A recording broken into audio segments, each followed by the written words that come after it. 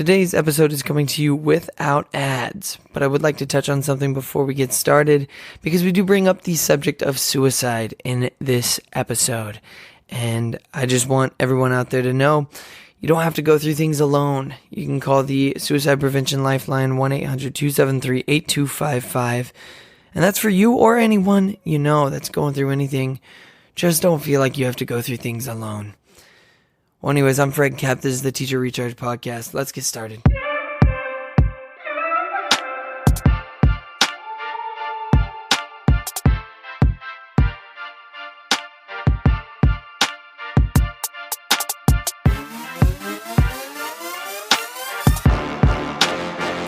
Hello to all my beautiful teachers out there. Welcome back to another edition of the Teacher Recharge Podcast, the only podcast on the internet hosted by me. I'm Fred Koepp. And today we have someone on our show all the way from Long Island, New York. His name's Roger Von Braun. He's a New York State certified teacher turned suicide prevention advocate. The tragic loss of his brother has led him from teaching lessons in the classroom to delivering his message from the stage. He now travels the country opening the conversation on mental health, drug addiction, and suicide prevention with students, educators, and parents. He has committed himself to teaching young people how to navigate some of life's darkest moments and educating parents and teachers on how to best support their teens' mental health. This is a great episode, and I'm going to be honest, it might sound like it's a bit heavy, but listen to it. There are definitely some deep moments. I'm not going to say that that's not a thing, but there's also a lot of fun in it as well, and there's some great tips and strategies in here. You're going to absolutely enjoy this episode, so enjoy it. Enjoy the interview with Roger Von Braun. Let's get it started.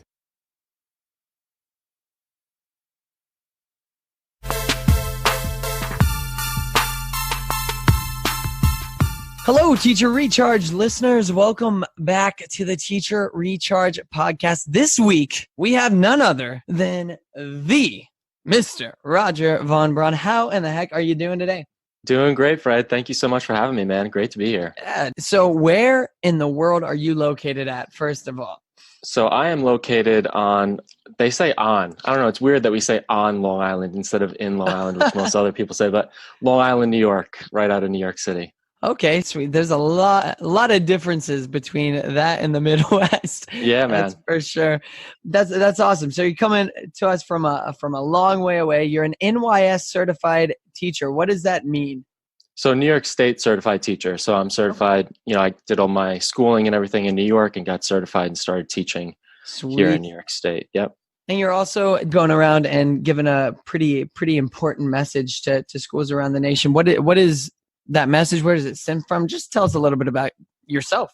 Yeah. So really briefly, my mission was to become a teacher, and I went through schooling, and I got my first full-time job working for New York City public schools. I was working in Brooklyn, New York. And during my first year of teaching, mid-year in January, I ended up losing my younger brother to suicide. And, this was something that no one really saw coming, and it was by far the hardest thing I've ever had to go through, let alone being in my first full year of teaching, which was hard enough. Mm-hmm. But, I managed to get through it. I continued teaching for a few years, but eventually, whether I was teaching on Long Island, in New York City, I even spent some time teaching in Denver, Colorado. So regardless where I was, I saw the same negative mindset and belief system in my students. And that, along with, the lessons that I had started to learn from going through my brother's life and everything he went through, I just felt like I had too many important lessons that I needed to share. And, suicide is unfortunately a conversation that isn't really spoken about regularly. And unfortunately, it's only becoming more and more prevalent, especially with our young people. So I really made it my mission to get out there and travel the country and reach students in, middle school, high school, and college, and share my brother's story and all the lessons I learned, to really try to inspire them to open up and take back control over their own life. I'm happy that there are people like you that can take something so tragic in their life and then spin it into, hey, I need to help, to calling to helping people, which is amazing. Thank you, man. I appreciate that. All right. Well, with that, we're going to get to know you on a little lighter note. Okay, sounds good. With our Mintro. aka the minute intro. Now this is like a hot seat. It's random questions and it's going to be rapid fire. And if I want any explanation on one of these things, because you're bound to say something that I'm like, what? That's crazy. Then that's when it'll end. So Okay. Are you ready for your mintro? I am ready. Let's do this. Number one, who is your hero? My mom. What is your biggest fear? My biggest fear, this is kind of a long one, and it might be a little random, but my biggest fear is dying and life without me knowing it. I agreed to do certain things during this life, to achieve certain things, to, grow in certain ways. And that if I gave up or didn't follow through, that I would basically have to start fresh again in possibly a harder circumstance. Wow. Yeah. So that's kind of a deep, that's kind of stems from my brother, really, and losing him and just thinking about, no one really knows. I know I'm screwing your minute intro right now. No, you're doing fine. No one really. This is actually, you know what? Let's turn this into the explain. That's the shortest minute intro ever. Yeah, I love it. Possibly. And I forced your hand there, but that was one thing that after losing him, I thought about that regardless of what background you are, what religion you are, what your beliefs are. The reality is that no one really knows what happens after we die. And, I've always kind of had this funny feeling that it's weird that none of us remember anything before we're born, but I always felt like there was a reason that I was here, that I had specific things that I had to do in this life. And so after losing my brother, I never really worried that he was just dead and gone. I believe that, we carry on afterwards in some way, shape, or form. But my fear was that by taking his own life, he really cut short on possibly the agreement that he made in coming into this beautiful planet and this beautiful life that we have, and that he would then have to basically start fresh. It's like, a video game with no checkpoints or save points. You're starting back from the beginning. Right. And so I think that's just something that personally, hit me after losing him. I know that's not necessarily a common fear, but I think other people do fear dying and possibly being shown the best version of yourself that you didn't at all live up to. And, seeing, that's an interesting thought. Like seeing all the potential of who you could have become and looking at a version of yourself in the mirror that is not what you are, And so I think all of us want to strive to be the person that, are self-actualized versions of ourselves, reaching the most people, doing the most good. And so that, those are the things that really, the fears that I kind of use them to just drive me. Yeah. So, and with that said, then actually, this goes really well into our next question. My next question that I usually start every interview with is, what are you doing at the beginning of the week to get ready and to make sure the people you're talking to or your students are just pumped up for the week ahead? But I kind of want to phrase it in this way. So with what you just said, are you kind of taking that broad viewpoint every week into, man, I want to strive to be what could I be doing to be a better version of myself? Yeah, absolutely. And, in a lot of ways, I think it shapes and forms my intent and how I approach different things. And, not necessarily expectations, but just what I'm looking to give and what I'm looking to, basically learn from and grow from. And so every week for me is really, really every day. I try to get into the habit where I start every day with thinking of things that I'm grateful for, number one. And then number two, thinking about ways in which I can improve, ways in which I can get more meaning to students, more meaning to young people, more meaning to parents, and deliver more value on a regular basis. So, and from a teacher standpoint, when I was teaching, things were a little bit different than my life now. The beginning of the week was always an important time just to make sure that everything for the week, although nothing ever goes as planned as a teacher, but True. The more you can have planned, the more backup plans you have for things that don't go over well, or you have more time, or you need more things to do. And just maybe possibly taking things that happen in your own real life and thinking of a way where you can transfer that meaning and different lessons that you've learned to your students, or even to your colleagues. Monday mornings, where I was always big on socializing Monday morning, whether or not that was good with time served, but it always helps to build relationships with the people around you. Definitely. Yeah. So one thing I do want to track back and just talk about real quick though, because I phrased that in a way that was like, you're looking at yourself every day trying to say, oh, what could I improve on? I don't want people to hear that and think that means that, hey, I need to improve because I'm not good right now. I Right. think there's this culture right now in the US and just in the world in general that we're always needing to be better than where we're at. And it's not that that's rubbish or anything, but I do feel like there's a reason why you're at where you're at right now. And there's a lot of stuff that went into that. And I feel like, especially our listeners, you're an amazing person if you're listening to this right now. You've done so many things to get where you are. So we're not saying, oh, you need to improve and just be better because you're not good enough right now. I don't want you to hear that. I couldn't agree with you more on that, and I hope I didn't come off at all as Oh, no, not at all. everyone needs to improve. You're not, because that's one of my main messages to young people is that you are good enough, and you're also not alone in struggles and possibly feeling like, I feel like that's something that mainstream media and everything around us, our society, just is constantly on this.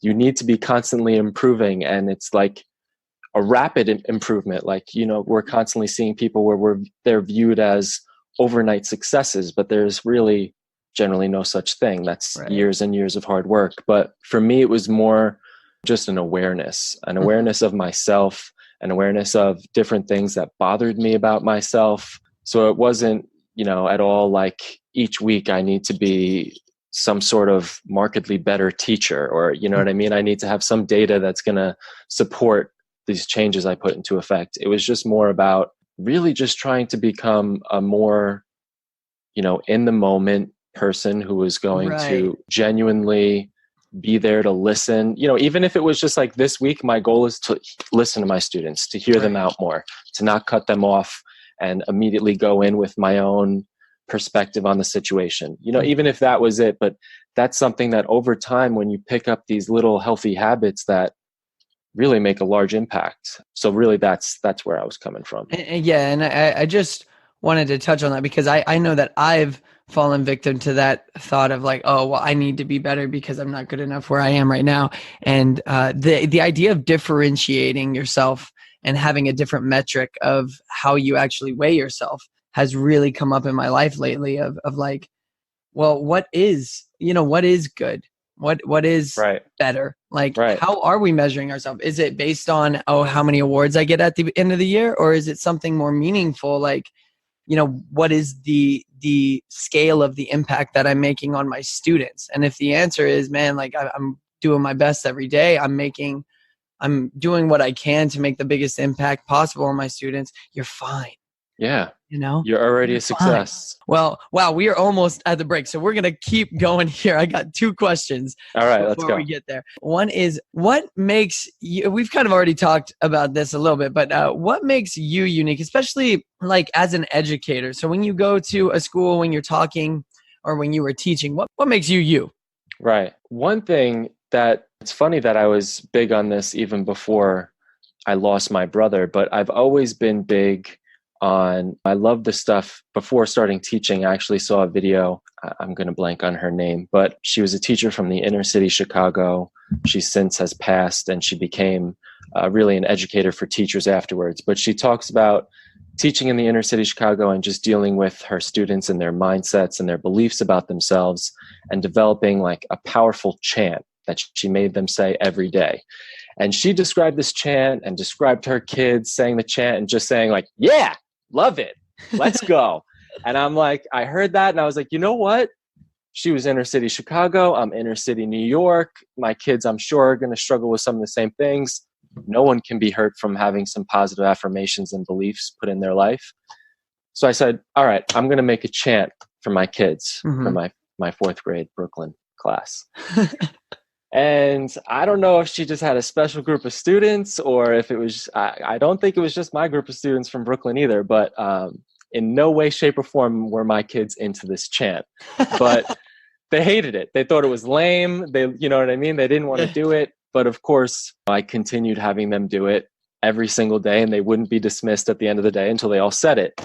And, so everyone knew this because we'd all dismiss out into the schoolyard and everyone would be in the staircases. So you could clearly hear my class saying this chant every day. Mhm. And it was something that no other teacher did, at least at the time. But that was definitely something that made me different. I actually continued that in years afterwards.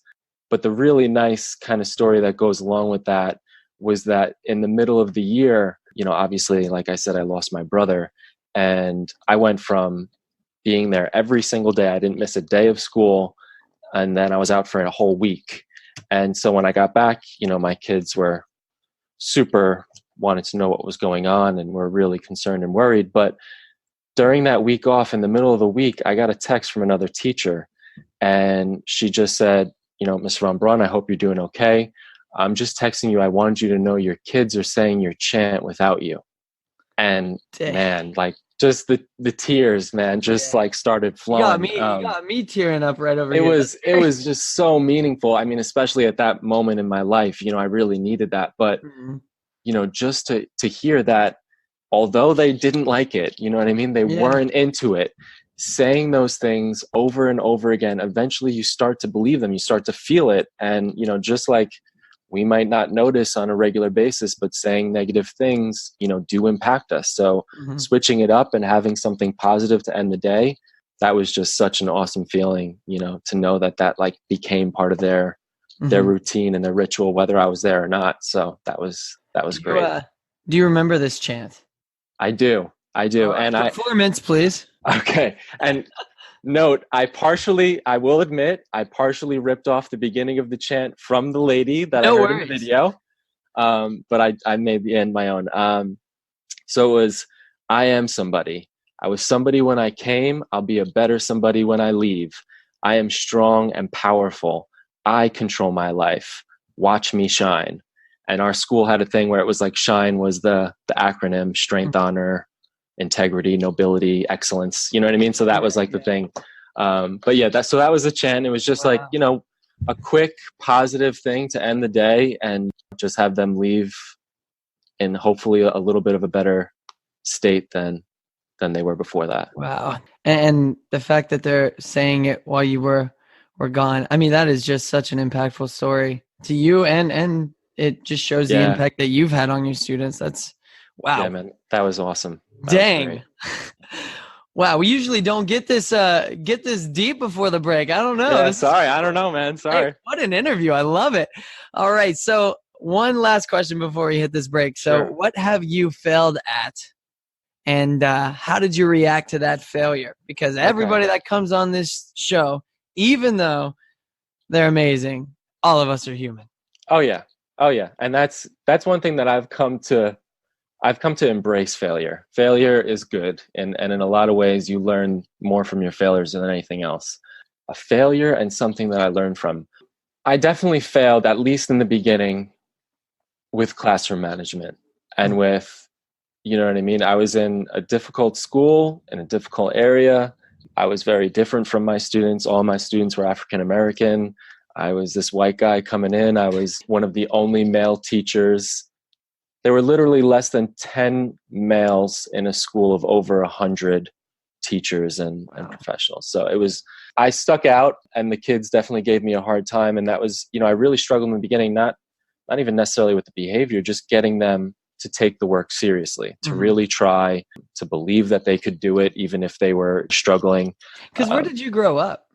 So I'm born and raised on Long Island. Okay. And so even though Brooklyn is only an hour away from where I'm born and raised, it's a different world. You know what I mean? Different world, yeah. So really that was a big struggle for me, just to get the kids to do their work and to make sure they were doing their homework. And in the beginning of the year, most definitely, I was struggling. The thing that really changed it around for me, and this wasn't something that just happened overnight. This was something that like progressed throughout the year. But one of the things I was lucky, my first principal was big on being involved with the parents. And so as a new teacher, like I didn't really know how often you're supposed to communicate with your parents. I know it's going to be different if you're going to be on elementary, middle, or high school level. Obviously, you have a different amount of students. But she was big on talking with parents every week. So I did my best to reach out to parents. And like I said, I'm an outsider coming in. And so at first there wasn't a lot of trust. There wasn't, you know what I mean? If I called a parent and told them that their student had done something during the day, a lot of the times it was just, yeah, no, they said they didn't. So sorry. Like, Oh, wow. you know what I mean? That's your issue. Talk to me about their schoolwork. I don't want to hear about behavior. So that was like kind of like, it's on you to deal with. But I didn't back down, and I continued contacting them. And whether it was something bad or good, you know, I made sure that I had at least one thing that I could start the conversation and end the conversation with. Even if I was calling on strictly, your child got into a horrible fight today, there was a few positives I could throw in there. And over time, you know, I just built a relationship with the parents, and they got to know me and know the fact that I wasn't out to get their kids in trouble. I wasn't out just to bully them or, you know what I mean, be negative. I was really just out for their best interest. And once I had the parents on my side, the changes in the amount of schoolwork that was done, the changes in the behavior in the classroom was radically different, because, you know, at the end of the day, as teachers, we can only do so much. And the other half of that puzzle, in my opinion, is parents and the child's home community. And if you have them involved with what you're doing and you're both on the same page and you both agree, the kids don't stand a chance. You know what I mean? Right. They're gonna be forced to get it done. So, Definitely. but you know, it was just so funny, because then at the end of the year, I'd call with something negative and the parent wouldn't even question me. You know what I mean? It would immediately go on to the student. Mr. Von Braun said you did, and I'm dealing with elementary kids, so it's a little bit different, but Mr. Von Braun said you did this. You did this. It wasn't even like, did you? It was just like the trust and respect. So once that was like one of the biggest things, and it made the greatest impact in really getting through to my kids and getting them to do what they were supposed to do. Awesome. Well, we are going to take a really quick break, and then we'll be right back with story time.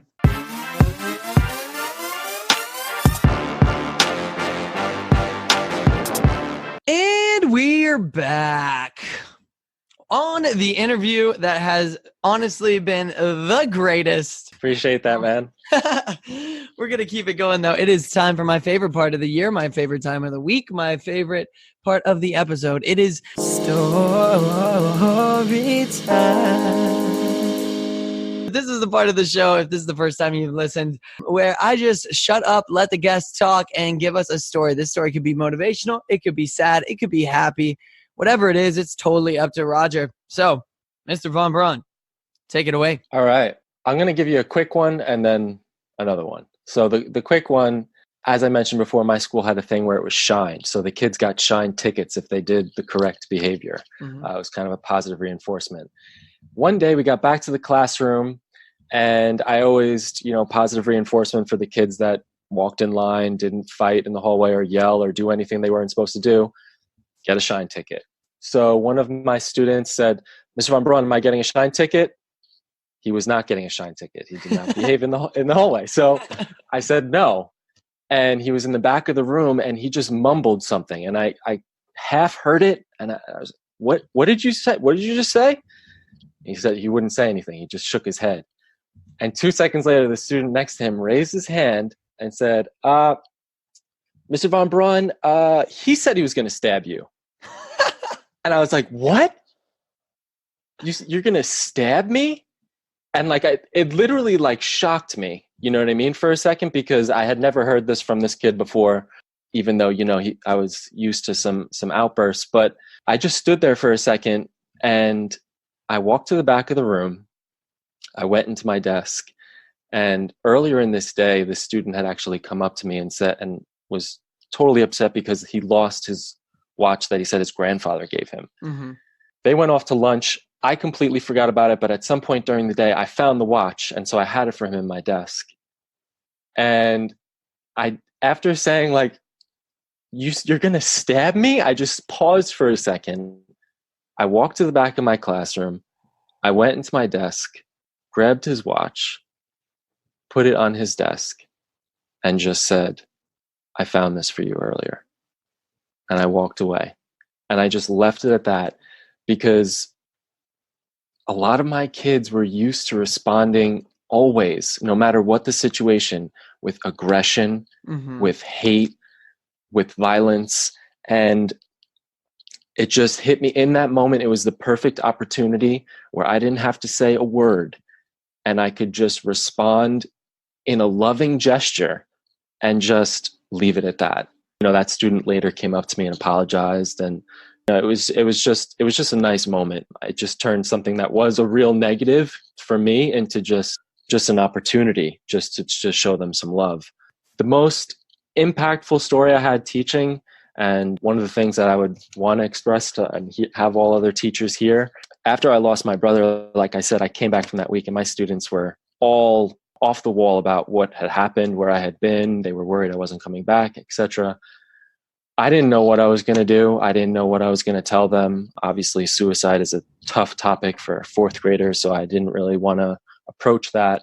But around lunchtime, I decided, you know what? After they get back from recess, I'm just gonna tell them that I lost my brother. At least, like, give them a real reason as to why I was out. Mm-hmm. I thought, they deserve that. So I got them, brought them back up to the class. They all sat down.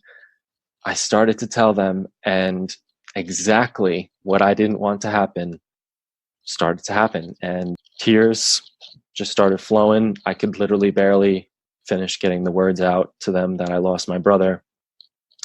And I just kind of sat, paused afterward and sat there.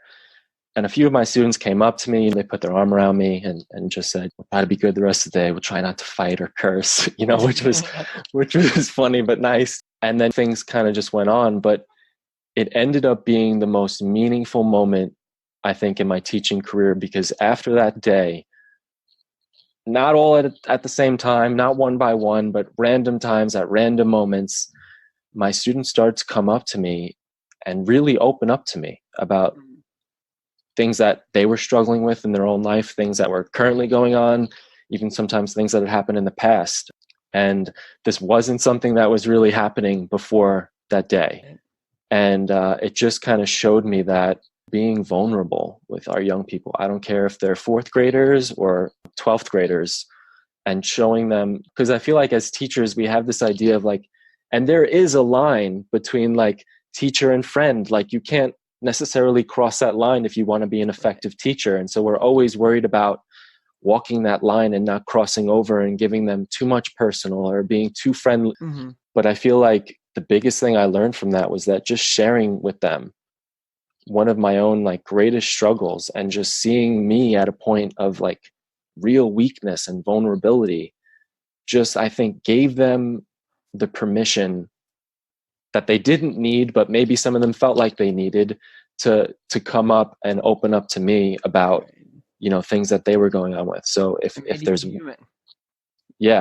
and if there's one thing you can impart to other teachers, it would be that to take some time to open up to your students, even if it's not about your own personal life. Like, we all have friends, we all have family that have dealt with things in life and have seen real struggles. And many of us have faced things like depression and anxiety and stuff. And that's something that the more we talk to our kids about, the more our young people see people that they respect and look up to being open about it, they're going to feel like they can do that themselves. And that's what we need, I feel like. Awesome. Well, those are two very, very good stories. But unfortunately, we are at the end of our time. So with that said, if anybody wants to get in contact with you, read a little bit more, maybe even bring you to their school, how can they do that? And then if you would just end all of that, your challenge for the week that you want our listeners to go in and make a big impact with. All right. So if you want to find me, please feel free to look me up. You can find me at mrvonbraun.com. That's mrvonbraun.com. You can also find me at Mr. Von Braun on social media, Instagram, Facebook. And my challenge for everyone would really be just that, to find a moment in your week to be open and vulnerable about some topic that means something, some struggle that you faced in your life with your students, and just kind of set the example of opening up about our own struggles, and that there's no shame in talking about things that happen in life and things that you struggle with. And if you really want to go full send on it, then feel free to make up a chant. Give it to your class. That's like the ultimate challenge. If you really want to take this challenge, make up a positive chant. I don't even care. Steal mine if you want and give it to your kids and get back to Fred and let them know how much they fought you on it, because I'm sure it'll be fun. That's what I was going to say is go do that stuff. Action obviously is the only way to make change. And then let us know. I'd love to hear it. I'll send it on to Mr. Von Braun here as well. You could just email me, teacherrechargepodcast@gmail.com. I'd love to hear about it. Love to hear from you. If you know anybody that would be great for this podcast, or you yourself would be great for this podcast, go ahead, email that as well. That's teacherrechargepodcast@gmail.com. Well, hey, this was a fantastic 30 minutes. I really appreciate you coming on the show. I'm sure our listeners do too. Thank you so much. Yeah, man. Thank you so much for having me on. It was a pleasure.